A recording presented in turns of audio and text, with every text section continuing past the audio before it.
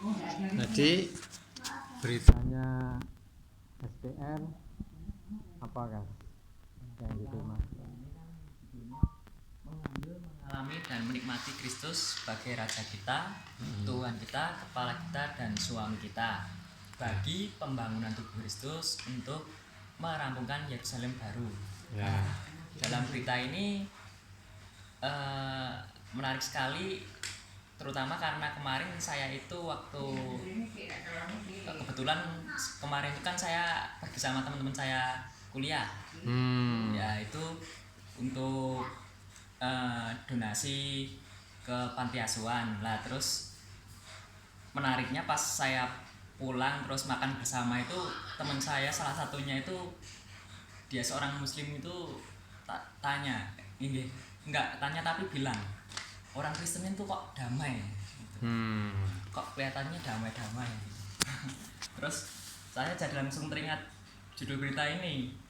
Kan ini sudah jelas di sini karena kan orang Kristen itu Tuhan itu udah, saya langsung jawab, Tuhan itu udah, kalau di sebagai orang Kristen Tuhan itu tinggal di dalam kita, bukan di mana-mana lagi, tapi udah ada di dalam diri kita. Nah di sini mengapa kok pertanyaannya orang Kristen itu tadi bisa damai yang seperti dilihat oleh dia gitu kan? Ya ini karena orang Kristen itu bisa mengambil, mengalami dan menikmati Kristus, terutama sebagai suami kita. Loh, bukannya Maria, bukan. Yang jadi istrinya Tuhan itu bukan soal laki-laki atau perempuan, saya bilang gitu. Terus, loh, lah terus piye? Ya ini, kita ini bisa disebut sebagai istrinya Tuhan. Kok sampai segitunya? Lah ini yang jadi bedanya menjadi orang Kristen. Jadi lebih intim dan mesra dengan Tuhan. Amin. Tuh. Jadi Tuhan itu menjadi segala-galanya bagi kita. Nah, terus bagaimana kok mesranya itu seperti apa? Terus saya bilang, ya kita itu selalu terhubung sama Tuhan, selalu mengontak Tuhan. Nah, mengontak Tuhan itu gimana?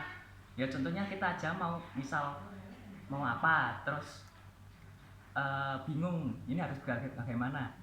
Nah, kita bawa dalam doa seperti itu. Sering mengontak Tuhan, terus menyeru nama Tuhan seperti itu aja, seperti itu. Terus dia bilang, jadi orang Kristen itu apa langsung masuk surga?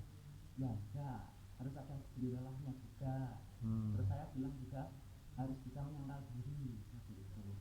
Artinya gimana? Kan artinya kita semakin bertumbuh.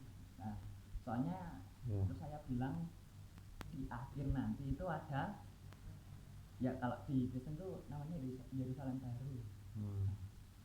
Yerusalem baru itu apa? Ya itu yang sudah dijanjikan Tuhan bahwa itu sebagai tempat kita hidup yang baru gitu.